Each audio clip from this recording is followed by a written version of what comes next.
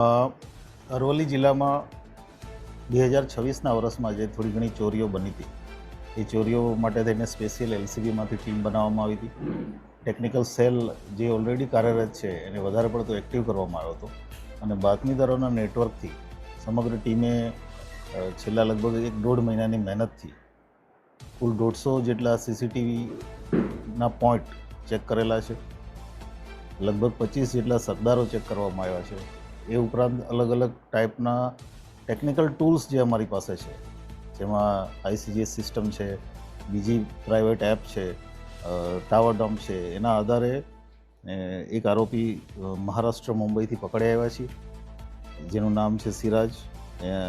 એની સાથે બીજા એક આરોપી જે છે સલમાન કરીને, એ ભાવનગર ડિસ્ટ્રિક્ટમાં જેલમાં છે અને એક આરોપી અમારે પકડવાનો બાકી છે, જીગો કરીને.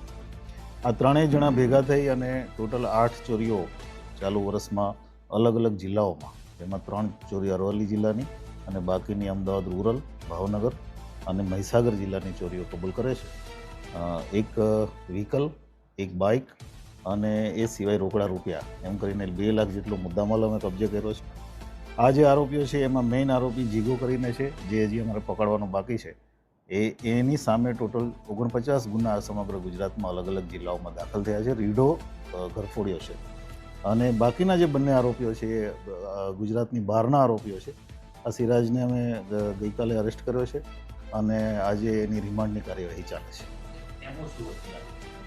આ લોકોની એમો જેટલી રસ્તા ઉપર દુકાનો હોય અને એમાં પણ ખાસ કરીને કરિયાણાની અથવા તમાકુની દુકાન, એમાંથી જે સામાન એ લઈ જઈ શકે, જે પૈસા એને મળી જાય એ લઈ અને જતું રહેવાનું. અને આ લોકો ખાલી રોડ ઉપરની દુકાન છે એને વધારે ટાર્ગેટ કરતા હતા. દુકાનના તાળા તોડી ગલ્લામાં જે વસ્તુ હોય, અને એની પાસેથી તમાકુ પણ અમે કબજે કરી છે.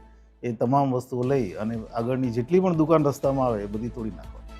સાહેબ, આવા પ્રકારની ચોરીનું જે ડિટેક્શન થયું, પણ આવી ચોરીઓ ના થાય એના માટે પોલીસ શું કરશે?